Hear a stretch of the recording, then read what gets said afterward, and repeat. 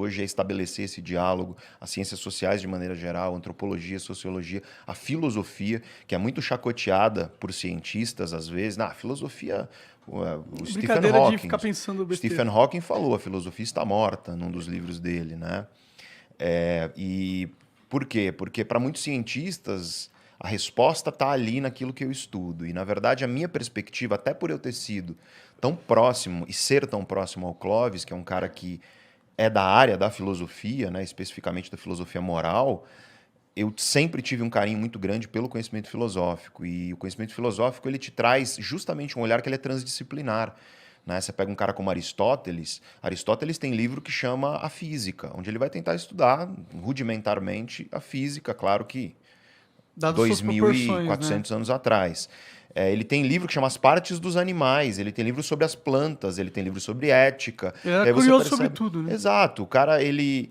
Na verdade, filosofia, originalmente, era basicamente uma... Filosofia não é uma disciplina, sabe? Uma coisa que você aprende na escola, que tem lá na disciplina. Filosofia, originalmente, com os caras que criaram, que foram os gregos, filosofia era um jeito de viver, era um modo de vida. Era a vida filosófica, que é uma vida guiada pela razão, pela racionalidade. É essencialmente isso. E claro, se você guia a tua vida pela racionalidade, você vai utilizar a ciência como uma ferramenta para isso. E essa é a minha perspectiva. Sempre foi, continua sendo. Tanto que se você entrar no canal, tem muitos vídeos sobre conhecimento científico, mas também muita coisa sobre filosofia. Você consegue lembrar o que conhecimentos neurocientíficos tu usou para sair da bad? Tipo, Opa! Bom, vamos lá. Primeiro a gente tem que entender a questão que é assim. Você precisa saber o que está acontecendo dentro de você para você resolver. Essa é a primeira coisa. Porque o problema das pessoas é que elas vivem brigando com as próprias emoções e elas não sabem o que está acontecendo dentro delas. E o primeiro ponto que você precisa é clareza, é autoconhecimento. Porque não existe mudança, transformação, se você não possui autoconhecimento. Né? Eu tenho um curso que é o projeto que chama Projeto Autoconhecimento e Transformação. Porque não tem um sem o outro. Essa é que é a grande questão, pelo menos de maneira duradoura. Tá? O autoconhecimento ele é a base para você conseguir mudar. Então vamos lá, você está apaixonado. O que acontece com você quando você está apaixonado? A paixão ela vai causar uma série de alterações fisiológicas no seu corpo que já são documentadas pela ciência. Então, por exemplo, quando você fica apaixonado, ocorre uma inibição de alguns circuitos cerebrais que nós chamamos de circuitos pré-frontais, que ficam aqui atrás da testa. Sabe outra coisa que inibe pré-frontal? Bebida alcoólica. Então, ficar apaixonado é meio como ficar bêbado, né? Por quê? Você fica... Eu brinco, né? A paixão, eu brinco, e foi isso que acabou viralizando, né? A paixão é um estado de demência temporária com duração média de 12 a 24 meses. Aí viralizou essa frase, né? Mas o que eu quero dizer com essa frase é o quê? Aí põe na thumb do corte, né? A paixão é demência. Dá bom. E aí... Você fica, e quando eu digo demente, você fica com a sua tomada de decisão prejudicada, em primeiro lugar, porque teu córtex pré-frontal está inibido, mas não só isso, você fica com maior dificuldade de controlar impulso. Ficou bêbado já, né, Igor? Alguma vez na sua vida? Já. Tá, quando você fica bêbado, você consegue cumprir uma dieta? Quando você fica bêbado, você fica completamente... Bom, no meu caso,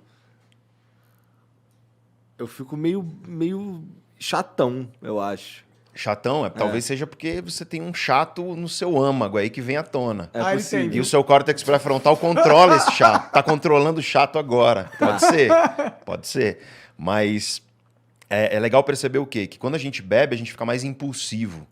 Mais emotivo, sabe? O bêbado, que, você é meu melhor amigo. Porra, sabe que eu te considero pra caralho. Acontece muito. Por quê? Porque você inibe o córtex pré-frontal, e o córtex pré-frontal, uma das funções múltiplas, tá? É um dos circuitos cerebrais mais complexos que existem. Não é pra você falar... Uma das conversas mais bonitas que eu já vi na minha vida foi entre duas pessoas bêbadas. Como é que foi? Especificamente Monark e Jean. Olha só. Cara, foi uma conversa muito bonita. Poético, Fernando Pessoa. Eu tava de espectador, foi lá no segundo estúdio do Flow. Eu tava sentado aqui assim e eles discutindo, assim, falando, um abrindo o coração pro outro, assim. E eu, caralho, o que tá acontecendo? Tá vendo? Por quê? Porque você inibiu com o álcool um circuito cerebral que te ajuda a controlar teus impulsos, sabe? A olhar para uma sobremesa e falar, não vou comer. Né? A olhar para o celular e falar, não vou mandar mensagem para minha ex, né? Esse tipo de coisa.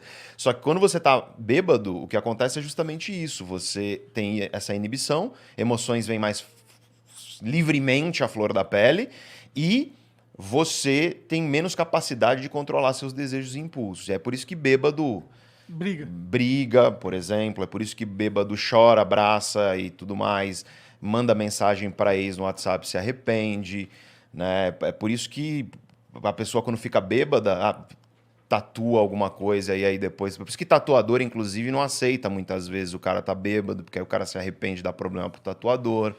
Só que na paixão acontece isso também, é como ficar bêbado, cara. Você fica... Já percebeu que você olha pra pessoa e parece que ela é perfeita?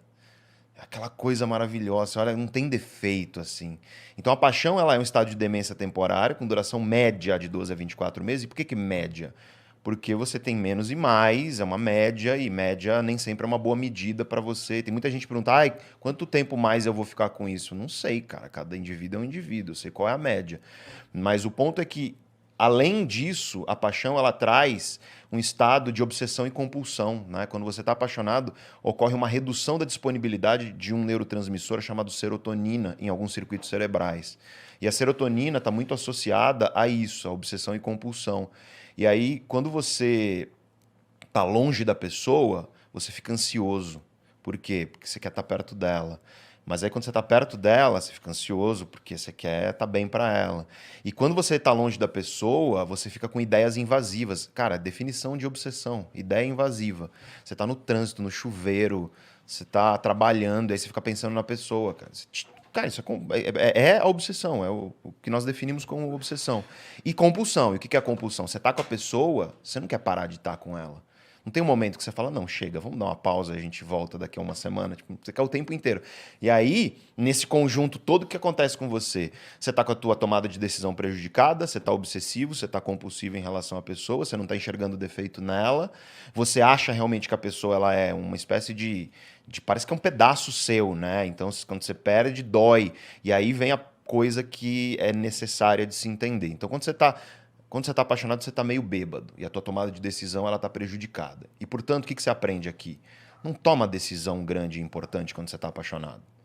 Né? Você tem que saber disso. Sabe? Tipo, tatuar o nome da namorada na nádega esquerda. Aí o cara vai se arrepender. Né? Não casa quando você está apaixonado, porque casamento é uma coisa que é a construção de uma família que pensa no longo prazo, essa paixão vai acabar. Se a tua relação sobreviver ao fim da paixão, aí você pode começar a cogitar construir uma família com a pessoa. Mas toma cuidado com isso, porque a paixão deixa inebriado mesmo.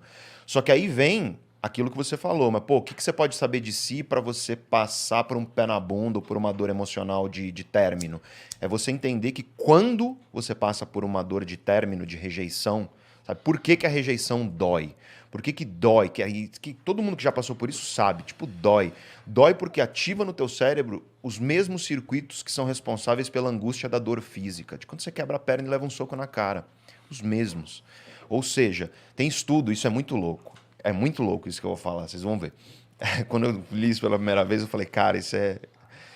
Tem estudo que mostra que para a pessoa que está com o coração partido, se você dá para essa pessoa 2 vezes ao dia 1 grama de paracetamol, reduz o sintoma de coração partido mais do que se você der um placebo.